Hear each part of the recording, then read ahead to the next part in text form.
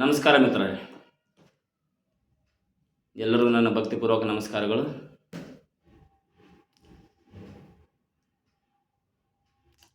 ನಾನು ಈ ವಿಡಿಯೋ ಮಾಡೋ ಕಾರಣ ಏನಪ್ಪ ಅಂತಂದರೆ, ಒಂದು ದೈವದ ಸಂಕೇತ. ನಾವು ನಾಡಿನಲ್ಲಿ, ಜಗತ್ತಿನಲ್ಲಿ ಯಾವುದೇ ಒಂದು ಎಲ್ಲೇ ಇರಲಿ, ಯಾವುದೇ ಒಂದು ಸ್ಥಳದಲ್ಲಿರಲಿ, ನಾವು ಯಾವ ದೇವಸ್ಥಾನಕ್ಕೆ ಹೋದರೂ ಕೂಡ ಅಲ್ಲಿ ನಾವು ಬಳಸುವ ಶಬ್ದ ಒಂದೇ, ಓಂ ನಮಃ ಶಿವಾಯ. ಏನು ಹೇಳಿ? ಓಂ ನಮಃ ಶಿವಾಯ. ಮೊದಲು ಕಟ್ಟೆ ಮುಟ್ಟಿ ದೇವರಿಗೆ ನಮಸ್ಕರಿಸುವುದು ಓಂ ನಮಃ ಶಿವಾಯ ಅಂತ ನಮ್ಮ ಬಾಯಲ್ಲಿ ಬರೋದು, ಹೌದಲ್ವಾ? ಅದು ಬಳಸ್ತೀವಿ ಸರಿ, ಆದರೆ ಆ ಅರ್ಥ ಯಾರಿಗಾದ್ರೂ ಗೊತ್ತಿದೆಯಾ? ಗೊತ್ತಿರುತ್ತೆ. ಅದು ಎಲ್ಲರೂ ಹೇಳ್ತಾರೆ ಅಂತ ಹೇಳೋದಿಲ್ಲ, ಅದು ಪ್ರತಿಯೊಬ್ಬರಿಗೂ ಗೊತ್ತಿದೆ. ಅದು ಅರ್ಥ ಏನು ಕೆಲವೊಬ್ರಿಗೆ ಗೊತ್ತಿಲ್ಲ ಅಷ್ಟೇ. ಅದಕ್ಕೆ ಸ್ವಲ್ಪ ನಾನು ತಿಳಿದಷ್ಟು ಅದು ಸ್ವಲ್ಪ ಅರ್ಥಪೂರ್ಣವಾಗಿ ಹೇಳ್ಬೇಕಂತೇಳಿ ಒಂದು ಚಿಕ್ಕ ವಿಡಿಯೋ ಮಾಡ್ತಾಯಿದ್ದೀನಿ. ಒಂದು ಮಾತಿನಲ್ಲಿ ಸ್ವಲ್ಪ ಮಿಸ್ಟೇಕ್ ಆದರೆ ಕ್ಷಮಿಸಿ. ಏನಪ್ಪ ಅಂತಂದರೆ,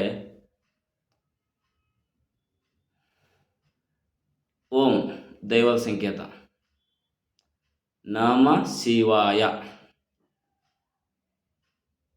ನಮಃ ಶಿವಾಯ, ನಮಃ ಶಿವಾಯ.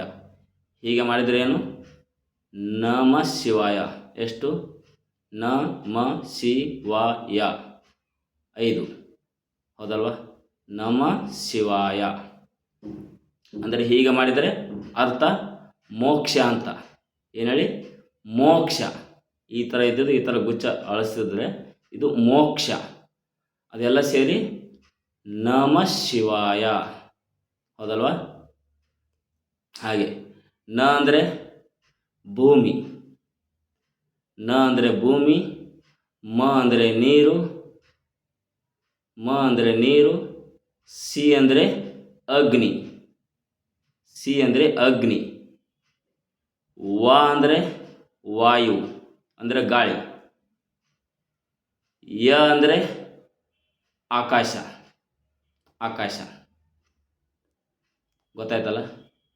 ಅಂದರೆ ಈ 5 ಪಂಚಭೂತಗಳು ಸೇರಿ ನಮಃ ಶಿವಾಯ ಅಂತೇಳಿ ನಾವು ಬಳಸ್ತೀವಿ. ಅದಕ್ಕೆ ಆ ಪಂಚಭೂತಗಳ ಸಾಕ್ಷಿಯಾಗಿ ನಾವು ದೇವರಿಗೆ ನಮಸ್ಕರಿಸುವಾಗ ಏನು ಮಾಡ್ತೀವಿ? ಓಂ ನಮಃ ಶಿವಾಯ ಅಂತೇಳಿ ನಮಸ್ಕಾರ ಮಾಡ್ತೀವಿ. ಅದು ನಮ್ಮ ಬಾಯಲ್ಲಿ ಬರುವಂಥದ್ದು, ಅದು ದೈವದ ಸಂಕೇತ ಆಗಿರ್ತದೆ. ಅದು ಸಲುವಾಗಿ ಎಲ್ಲರೂ ಆಲ್ಮೋಸ್ಟ್ ನಮಸ್ಕಾರ ಮಾಡ್ತೀವಿ, ನಾವು ಮಾಡ್ತೀವಿ. ಇಷ್ಟು ದಿನ ನನಗೂ ಗೊತ್ತಿದ್ದಿಲ್ಲ, ನಾವು ಎಲ್ಲೋ ಒಂದು ಕಡೆ ನೋಡಿ ಸ್ವಲ್ಪ ತಿಳಿದಷ್ಟು ಅದು ನಮಸ್ಕಾರ ಮಾಡ್ತೀವಿ. ನಮಃ ಶಿವಾಯ ಅಂದ್ರೆ ಒಂದೇನೋ ನಮ್ಗೆ ಒಳ್ಳೇದಾಗಲಿಪ್ಪ ಅಂತ ಹೇಳಿಕಿಸಿಂದ ಹಿಂಗೆ ನಾವು ಬೆಳ್ಕೊಂಡಿರ್ತೀವಿ. ಅದರ ಪೂರ್ಣ ಅರ್ಥ ಅಷ್ಟೊಂದು ಗೊತ್ತಿರೋದಿಲ್ಲ ಕೆಲವೊಬ್ಬರಿಗೆ. ಅದಕ್ಕೆ ಅಷ್ಟೊಂದು ಚಿಕ್ಕ ವಿಡಿಯೋ ಮಾಡಿ ತಿಳಿಸ್ತಾ ಇದ್ದೀನಿ. ನಮಸ್ಕಾರಗಳು. Thank you.